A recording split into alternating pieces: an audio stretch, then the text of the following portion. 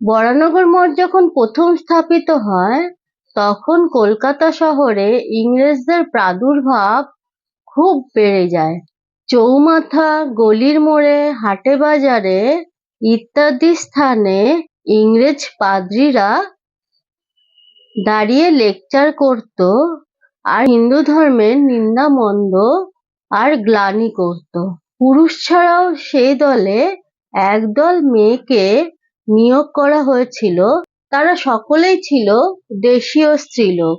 তারা সকালে বেলা 10টা নাগাদ হাতে একটি বাইবেলের বই নিয়ে এবং মাথায় একটি ছাতা নিয়ে বেরিয়ে পড়ত কলকাতার অলিগলিতে। মাথায় ছাতা নিয়ে তারা সব লোকের বাড়ি বাড়ি যেত, সেখানে গিয়ে বাইবেল শোনাতো আর তাদের যে মেয়েরা ছিল তাদের সেলাই শেখাতো ও সেলাই শেখাবার পরিবর্তে তাদের খ্রিস্টান বানাবে, এটাই ছিল তাদের মুখ্য উদ্দেশ্য। এটা করার জন্যই সেই সময় তারা সমস্ত বাঙালি পাড়া ঘুরে ঘুরে বেড়াতো। তারা সংখ্যায় অনেক ছিল, সেই জন্য সাধারণ লোকেরা তাদের ছাতিওয়ালি বলতো। 1881 খ্রিস্টাব্দে এই স্যালভেশন আর্মি, বাংলায় যাকে বলা হয় মুক্তি ফৌজ, এরা কলকাতা শহরে আসে। বিডন স্ট্রিটের বেঙ্গল থিয়েটারটি ভাড়া নিয়ে তারা সেখানে বক্তৃতা দিতে শুরু করে। সকালবেলা তারা বক্তৃতা দিত, বিকেলবেলা থিয়েটারের বাড়িটি স্যালভেশন আর্মির আড্ডাখানা করত, আর রাতে যেরকম নাচ গান হয় সেরকম তারা নাচ গান করত। স্যালভেশন আর্মিতে নিযুক্ত যে সকল ইংরেজ পুরুষ কর্মীরা ছিলেন তারা কি করলেন, নিজেদের পোশাক ছেড়ে আমাদের ভারতীয় অর্থাৎ বাঙালি পোশাক তারা পরিধান করলেন। এমনকি তারা অনেকেই গৌরিক বসন অর্থাৎ গেরুয়া বসনও পরতে আরম্ভ করলেন। স্যালভেশন আর্মির ইংরেজ মেয়ে কর্মীরা তাদের গ্রাউন্ড ছেড়ে বাঙালিদের মতো শাড়ি পরতে শুরু করলেন। এইসব মেয়েদের বাঙালিয়ানায় শাড়ি পরিয়ে নিয়ে যাওয়া হতো বিডন স্কোয়ারে বক্তৃতা দেবার জন্য। বরানগর বাজারের পাশেই যে তেমাথাটি আছে সেখানেও তারা একটি আড্ডা বা যিশুখানা খুলল।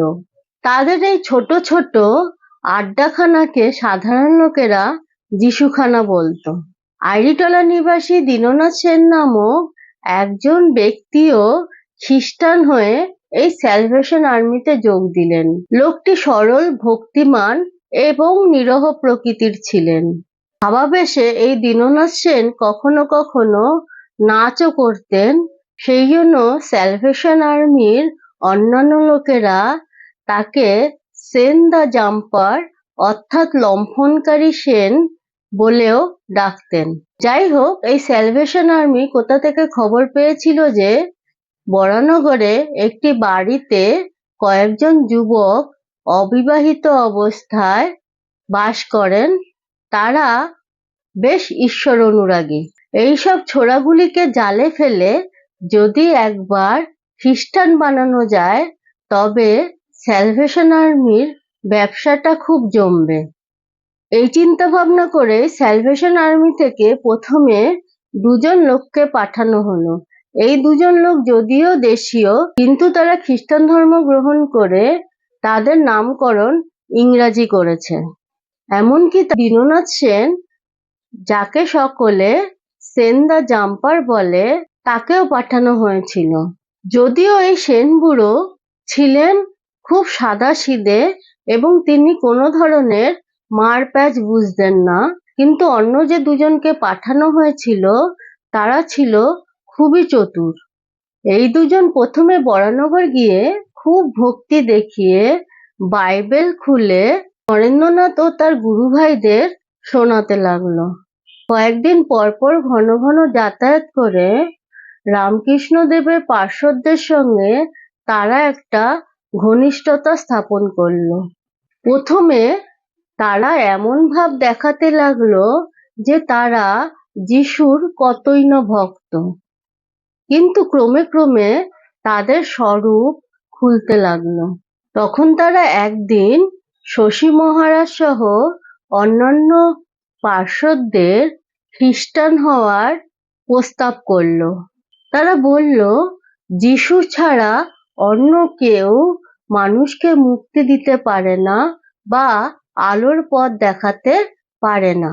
যাই হোক, ধর্ম নিয়ে অনেকক্ষণ ধরে বাদানুবাদ চলতে লাগলো এবং যখন এই স্যালভেশন আর্মির লোকেরা বুঝতে পারলো যে ঠাকুরের পার্শ্বদেরা বাইবেল সম্পর্কে অনেক বেশি কিছু জানে এবং বাইবেলের ত্যাগ, বৈরাগ্য এবং ঈশ্বরনিষ্ঠা তারা আচরণ করছে এবং সেই উদ্দেশ্যেই জীবন উৎসর্গ করেছে।